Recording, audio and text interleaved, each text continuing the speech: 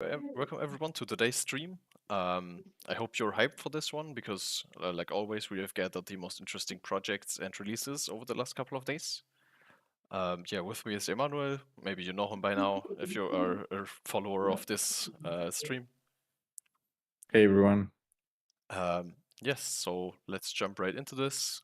So at the beginning, we will talk about this article that is basically highlighting Google's progress in AI tools.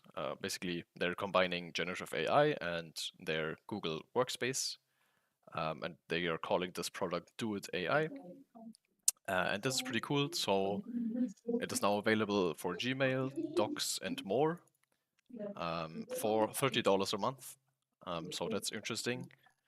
I just wanted to highlight this because I think it's super cool to actually see that this generative AI is now in production with these big tech providers. Yeah, so maybe let's have a quick look here at where this is actually used. So, for example, right here, they are using this to just generate or draft an email. So that's pretty cool. Or this is not email, this is actually a document. So this is a job description. Then they are also using this within Google Slides. This is also a pretty interesting thing. And they're also using this then, like I said, within emails. Yeah, just to summarize the past conversation. Yeah, and then draft a better email with the previous conversation as context. Yeah, so super cool to see this in production. You can get this now, $30 per month. I think it's a fair price if you work a lot in Google Workspace and you're using all of these features. Yeah, but I personally use a lot of these Google products, so I'm using Gmail, I'm using their slides, yeah, Google Docs from time to time. But yeah, super cool to see this. Yeah. Again, like you said, pretty cool to see it like properly in production environments. Like because this is technology-wise nothing crazy, Mm-hmm. but it's like a actual proper implementation within Google's like features, which is pretty handy. Yeah, and also if you wasn't convinced to change to Excel to Google Sheets or Microsoft Word to Google Documents, this might be a little push that maybe a lot of people needed. Yeah. What do you think about the price? Do you think $30 for this is fair? I mean, we're paying, I I think, 10 euros I for think it's a Copilot. little bit. I think it's. I don't think it's overpriced, but I think it's not like something that you would say like, oh yes, I'll get it. Mm-hmm, hmm mm-hmm, Because you would have like I think it's in the range of price that you actually need to wait if you actually need that, because $30 a month, well, it depends where you are also, but it's not a lot, but it's also not nothing. And I told you, like there's nothing like not any big breakthrough when it comes to technology in this, but it is a lot. Like if you do use these type of programs a lot, like if you work every day like making documents, because that's also a pretty big thing that I haven't seen anywhere. For example, when you want to make a document, you can go to ChatGPT and ask it to give you the text, but then you have to go to wherever you do your documents and like change the font and like the size and etc etc. And I assume like this does that by itself. mm-hmm, mm-hmm. I'm not sure. Haven't been able to see it. But I think those are the things that are actually like the extra thing that you're getting out of this, and the fact that you don't have to go out from Google Docs to ChatGPT and copy paste. But other than that, personally, don't think it's like a lot. Mm-hmm, mm-hmm. Other than well, I don't use this type of products very often, of course, so that might influence a lot my point of view. But for if you do use this type of tools on a daily basis, I think it's actually a very good price for the what you're getting out of it. Yeah, Rather, yeah. Yes. So, I mean, if you are getting paid $30 per hour and you save 1 hour per month with this, it's already worth it. yes, So, yeah. exactly. Yeah, just super interesting to see this. And I hope that we will actually get some kind of integration between Google products. So, meaning, Hmm. let's say we chat with Bart, or yeah, the new Bart, Hmm. um, or maybe what was the name for this new project?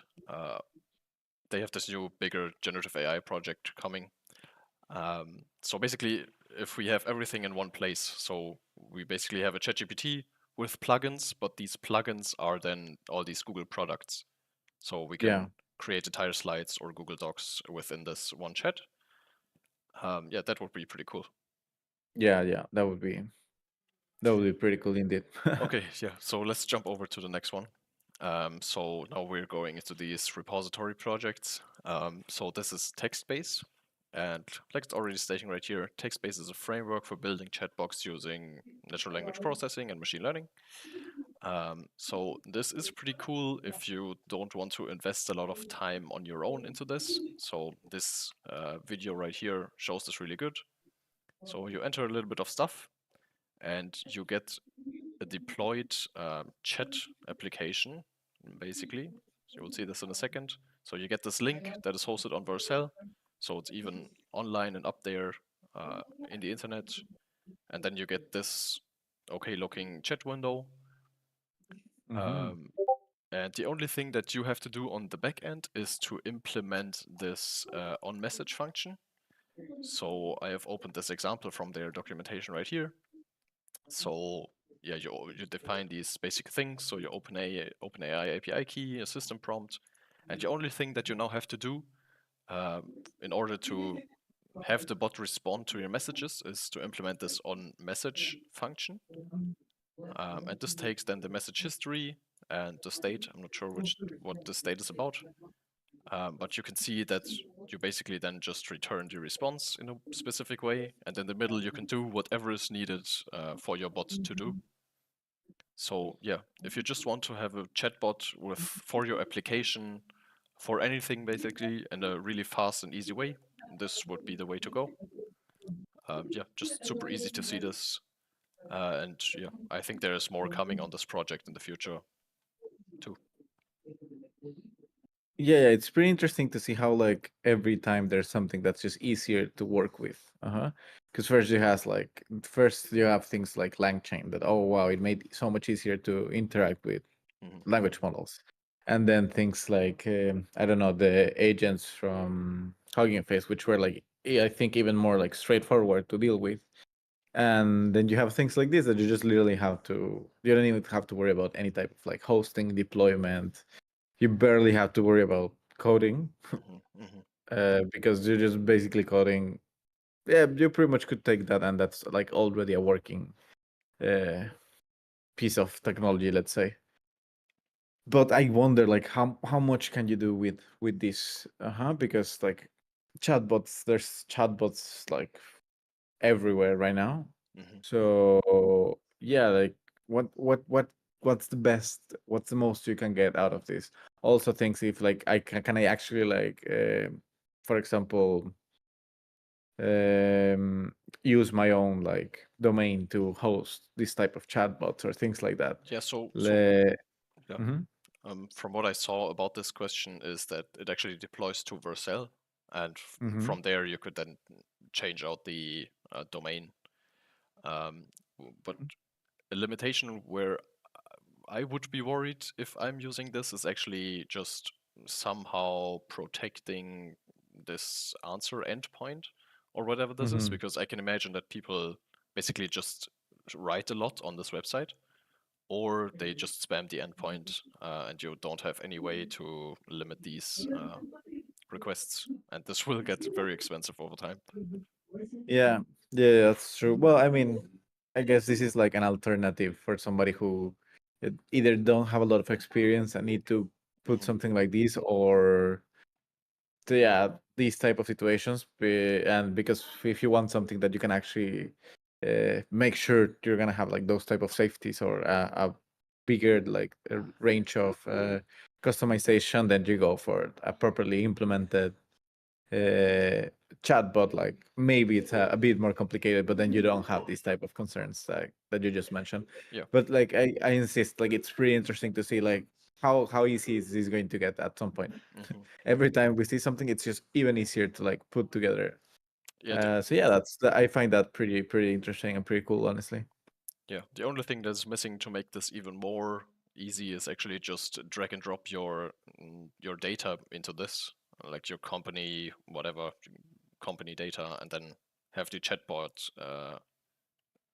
basically add this knowledge to the chatbot's knowledge. Yeah. Yes. But yes, generally it's super cool to see this. So if you want to implement your own little AI chatbot in a super easy way and also have it deployed directly online, yeah, this is a cool way to do it. Okay, so the next one is an article. So these people analyzed millions of ChatGPT user sessions, and they basically got really interesting insights out of this. So let's jump right into this. So is ChatGPT use increasing? And basically, they are seeing that since May, the user base is decreasing. But yeah, these are just estimates because as long as you don't have access to the official websites, you never really know. This is, I guess, just based on Google traffic, yeah, or their own data collection service. Hmm. But yeah, interesting to see this. Maybe a reason for this decline is just that people have bookmarked it by now. Yeah, and basically just visit the bookmark directly instead of just searching for this. Yeah, but it says it's from the OpenAI.com traffic, so I don't think that would be the case in that situation. Okay, maybe so right down here it's an estimate based on panel of some devices. Hmm. Yeah, but what I also find interesting that I heard for a tech product to be successful, the user retention is usually less. Also, to be Hmm. popular, it has to be like above 3%, and right here that's only a drop of maybe what 20%, something like this. Yes, and of So course yeah. you have to take into account that we do have seen more degraded performance of ChatGPT in the latest months. Like we went from having, for example, ChatGPT 4 with GPT-4 in March performing amazing to sometimes you just go back to 3.5 because for whatever reason it's better. And this type of things I'm for sure has some like impact into this. I think we have talked about this before in here. I don't remember if that was the case. I personally noticed this worsening in the responses, especially in the GPT-4. But then I later on there was some like studies out there showing that there were tasks that like showed that definitely there was something going on. Yeah, yeah. Okay, so the next thing is device distribution. Um, I mean, that's interesting, but let's not go deeper into this because there are more interesting things. So here's number of prompts per ChatGPT session. Hmm. And yeah, you can see that like the main numbers of used prompts is on the one side single prompts or a lot of prompts. Nothing really in between, so that's always mixed. But yeah, most of the Hmm. time you can see that people really want this, yeah, want their generation to work on the first try. So they're just using a single prompt for something. Yeah. Something interesting to point here is I personally do change a lot of sessions. Like I don't tend to stay in the same session. Hmm. And I don't know, for some reason it like in my head it works because like you go from zero because sometimes you're talking about something and so it has that context to some level and then you want to talk about something else, but it does end up being influenced by what you were talking before. Hmm. Mm. Yes, yes. So I'd rather just make a new session. And earlier this week or the last week I think we heard from one of our colleagues that yes, apparently like the longer you keep talking in the same session, no, it doesn't get like worse, but yes, like there's so much context going on that I guess it does affect performance. So I personally do tend to like ask one thing, I get the answer rather than wanting to get the answer in the first one. It's just I'd rather ask one thing here and then go to the next session if I'm gonna ask Mhm. something different. Yeah, yeah, same for me. I'm just starting a new conversation. Like, if there's the slightest worry that the previous things will influence my current generation, I'm just starting a new one, and that's it. So yes. But for things like, for example, for coding, you do need to have like a back and forth with the model to get proper outputs. But for, I guess, the general public that just wants to know a specific thing, I don't think you need more than one prompt usually to get that. So would also explain why it's such a like large percentage is just a single prompt. Yes, yes, that's for sure. Okay, so maybe let's go to the next one. So this is also pretty interesting. Here we have categories listed. So a huge chunk of users seem to use ChatGPT for programming, which Mm-hmm. makes sense because GPT-4 still is, it's close to Code Llama now, but I think it's still the best model for programming. Yeah, super cool to see this. Then education. I mean, this is a huge topic overall, but okay, that's interesting. Mm-hmm. I guess content is just referring to things like articles, texts in general. Yeah, I guess to generate some content of some sorts. Yeah, yeah. Sales and marketing with 13%. That's also a huge, huge percentage if you think about this. That if programming is 30% and sales and marketing is 13, that's huge. Mm-hmm. So yeah, I think it's Yes. interesting that there is no spin-off of ChatGPT just for marketing. Maybe something that is also like made for marketing. Um, yeah, interesting to see. Yeah, but I do want to point out that this is a breakdown of 4,000 prompts. Yes, that's true. Mm-hmm. Which is a considerably small like sample for the amount of like sessions and prompts that there must be out there, and considerably low number. Hmm. So yeah, I don't think this is like reflects properly, but it does give you a rough idea, because I do believe it looks something like this for sure, for sure. Hmm. But yes. Yeah, so for everyone who's watching, I will provide these links after the stream in the LabLab Discord, so you can check this out on your own, and you can also check sources on this and dive a little bit more deeper into this. Then this is also pretty interesting. So now we have tasks. I hope you can read this. Maybe I can make this a little bit bigger. I think this Hmm. should be fine. Better, yes. So it's pretty similar to this, what we just had a look at. So we have programming Hmm. assistance, huge percentage, education, content creation, marketing, then personal content creation, also pretty interesting. Personal task assistant is also interesting, and I hope this will actually rise to a much bigger percentage now that we have agents and plugins. I think that this will become one of the most used tasks where we actually use assistants slash ChatGPT slash Hmm. agents. Yeah, I hope one day I will. Hopefully one day soon I can just go to ChatGPT and tell it something like, "Okay, book me a flight to whatever New York City on this date." I'm sure it can already do this by now. I saw that there are some plugins, but yeah, maybe even more complex tasks like, okay, compare prices between this and this. Yeah, I find surprising when now that you go to the assistant topic, that we have not seen anything implemented. Like we already had this concept of like smart assistants since years ago when Siri came out the first time, Mhm. and then of course you have the Google Pods, the Apple Alexa, HomePod, the Alexa, of course. And I have not seen any of these like new like large language models implemented into any of those, that is true. which I think would be like would give such much like such a better user experience, because talking with Alexa, it's like it honestly feels like you're not talking Yes. with anything like too crazy. Unlike talking with ChatGPT, you can have a conversation. You can even like there's games where you have to guess if it's a human talking with you or the language model. And I think it would be so cool to see it like in this context, I would say, and then give it this type of functionalities that you mentioned, like Mhm. I want to book a dinner at 8 in XYZ place and this type of things.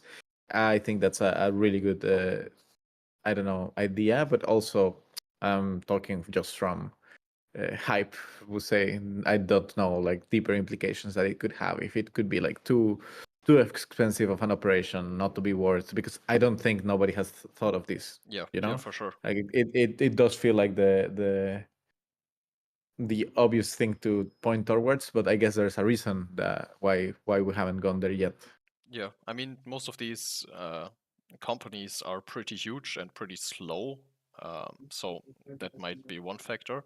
But yeah, I really feel like talking to these old assistants just feels outdated since we have large language models. Like you Hmm. said, it's just such a different kind of conversation with large language models than these previous assistants.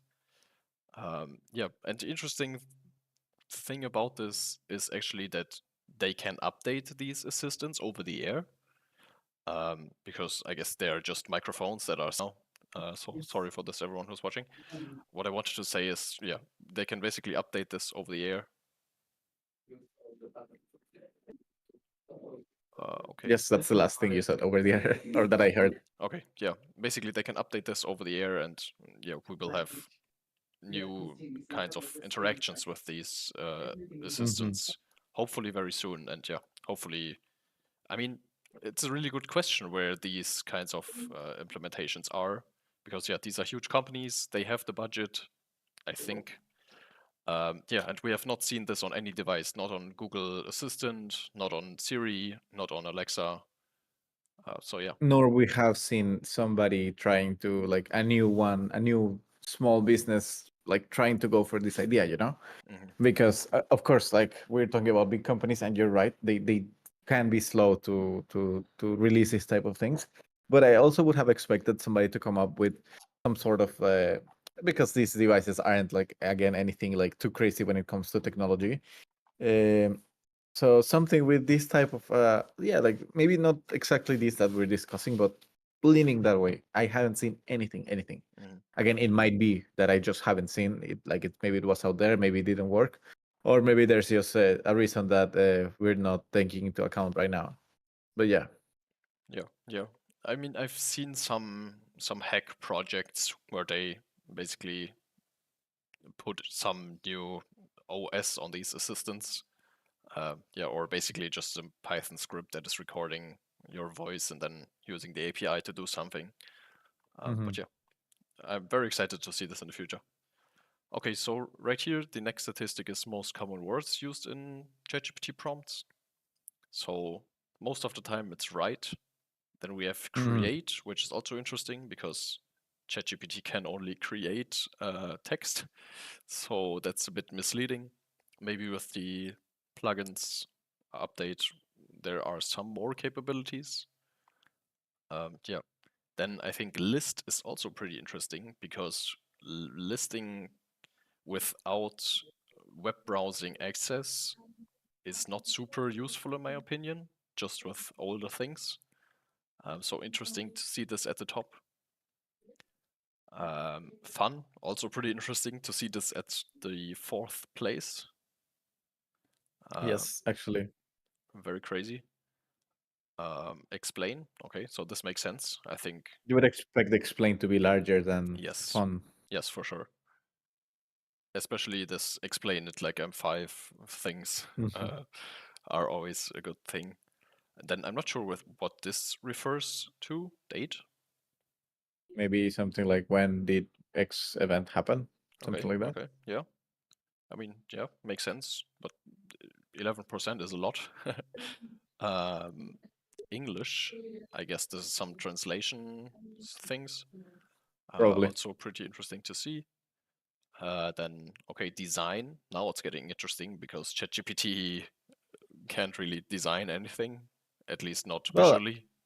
exactly there. But I think it does it does have the ability to design.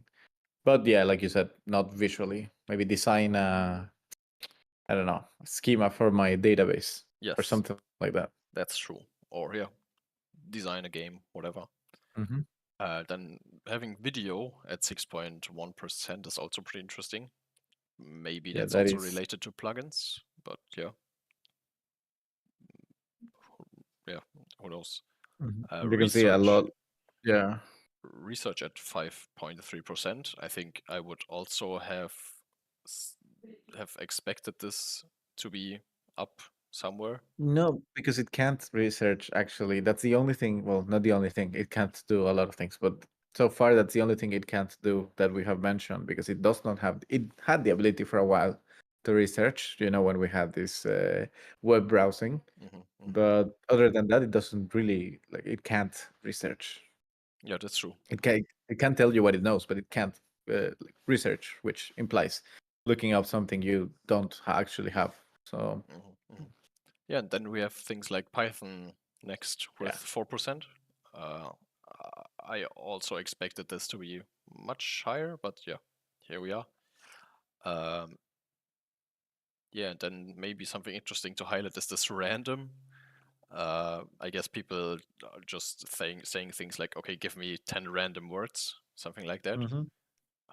It's interesting to note that you should not do this with a large language model because it will not be random. That's true.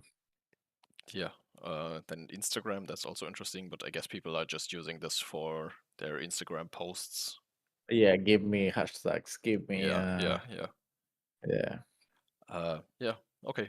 And yeah, that's it with these statistics. I think there's nothing more. No. But yeah, just some pretty interesting insights. But I also wonder, I don't expect an answer. It's like because it said they checked millions of sessions, right? Like are the sessions public or where do you get this type of data? Yes, so I actually also that was a question. And from what I saw right here, so opt-in anonymized panel, 20 million devices. Mm-hmm. I think this might be just some browser plugin that basically surveils you Yeah. with your Okay, consent. that makes sense. That makes Yeah. sense because you know how this whole data issues can be. Yeah. But I hope to see more of these kinds of statistics about ChatGPT.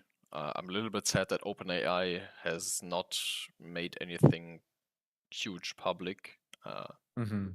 So yeah, But again, I think it has maybe just a little, but something to do with what I just said that you have to tread carefully when you're like processing people, like clients, let's say, users' data, that's or true. you get in huge like lawsuits Yeah, type of issues.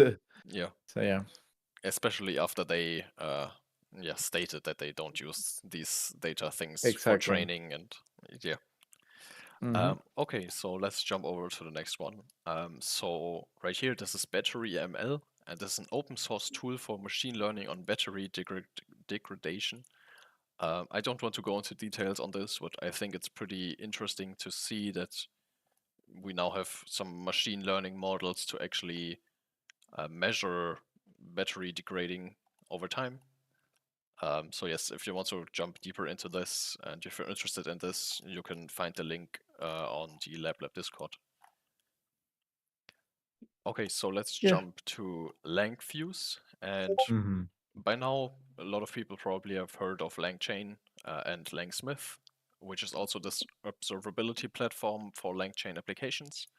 But this now is this completely open source observability and analytics for large language model based applications. And I think this video right here gives a really good explanation of what this is. So yeah, let's have a quick look here. Hi, I'm Mark, and I'm happy to give you a brief tour of LengthViews, open source observability and analytics for LLM There's no applications. sound. That's okay. This Yeah, it's only for you, unfortunately. Okay, my bad. is a Q&A chatbot that we use as a demo. When you ask it a question, it's automatically hooked up with LengthViews that tracks all prompts and completion, whatever is happening here at runtime. I ask the question, I get an answer, and maybe as a user, I like this answer, so I can give feedback. Very concise. That helps the application developer to improve the application. we then look at the execution trace in LengthViews, we can exactly see what's going on. The user question, the answer, and all steps in between where the context was retrieved from the knowledge base that helped answer this question. If the user now asks another question, like summarize it, we see how this interaction adds to the trace. This is tracing in LengthViews. LengthViews helps to analyze. Yeah, okay, and that's basically it. He also talks about how it can then analyze users' feedback to these generations. Yeah, but I think this is really cool that you have this stack trace right here of what's actually happening in the background, and if a user then was happy with the generation, or yeah, if the generation was bad. And you also, it's interesting to see these kinds of steps in here, like a vector store, where it's retrieving this information. Yeah. We see. Oops. This is super useful when trying to build something bigger than, I don't know, let's say a chatbot, or even if you have a chatbot somewhere there, it's very helpful, I think, to be able to track what the API keys are doing, because I guess it is you track an API key, right? Yes. No, but I guess this is more than just tracking the API key. This is, I guess, some kind of middleman that is between API key and generation. Yeah. And you can also track like the total duration of answers, because as we know, this can vary if Yeah, you very are nice. using agents or something similar. Yeah, just pretty cool to see this as an open source project and not as a service.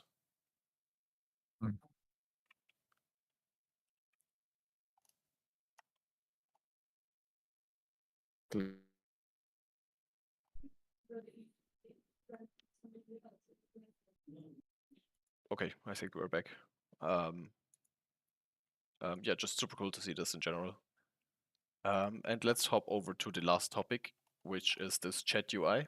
And this is a little bit older, but I think it deserves more attention because it's really cool. So this was a project created by Hugging Face. So basically, this is the project that is currently hosted on Hugging Face, just on their infrastructure.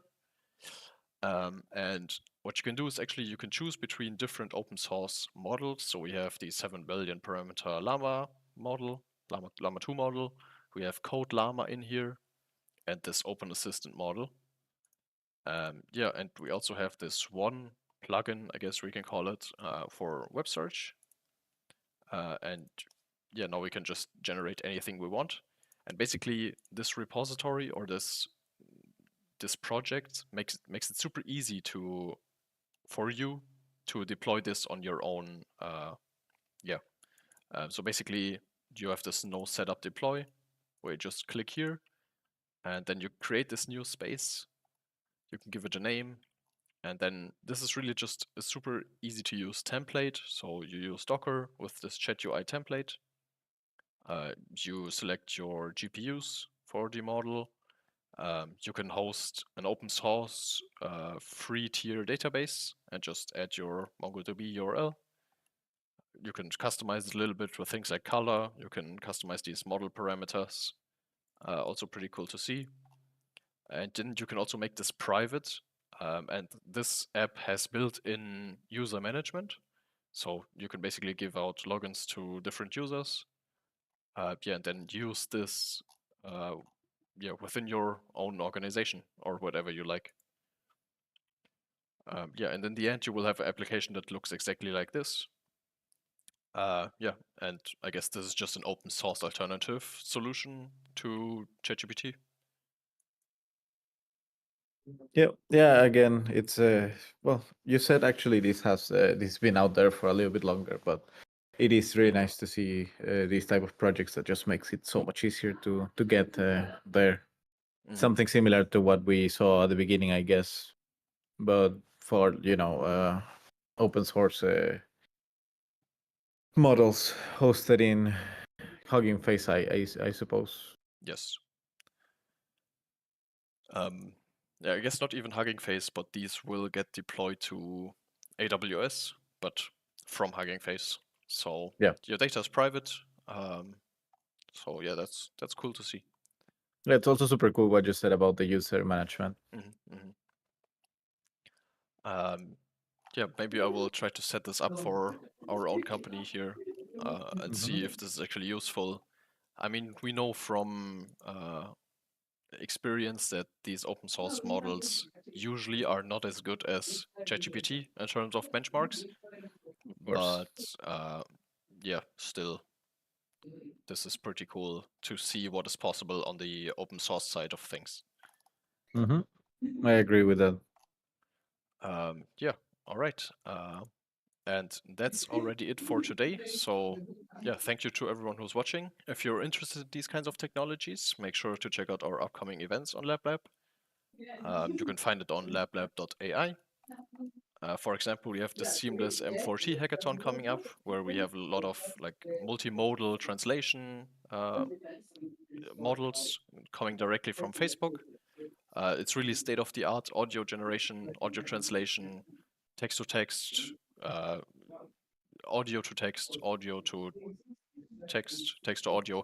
Basically, everything is in there. That is what is needed. Yes. So yeah, super cool to see this. Yeah, I hope you enjoyed today's stream. Thank you for everyone who's watching. Thank you, Emmanuel. My pleasure. Yeah, and I will see you next time. So yeah, thank you for watching and bye-bye. Bye, everyone.